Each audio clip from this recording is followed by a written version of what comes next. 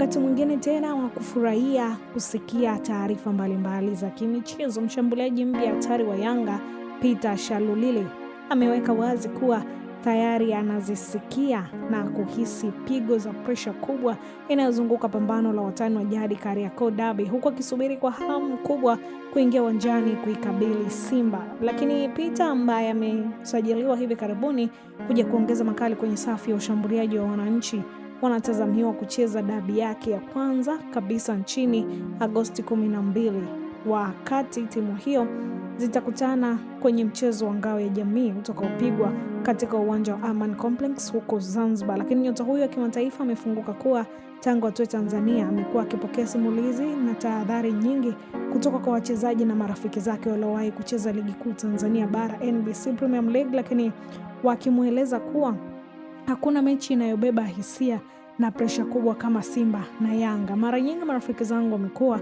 wakiniambia kuwa mchezo wa Simba na Yanga una hisia za kipekee na presha kubwa kuliko mechi zingine zilizowahi kuchezwa. Kadri siku zinavyosogea ndivyo ninavyozidi kuusubiri kwa hamu kwa ukubwa.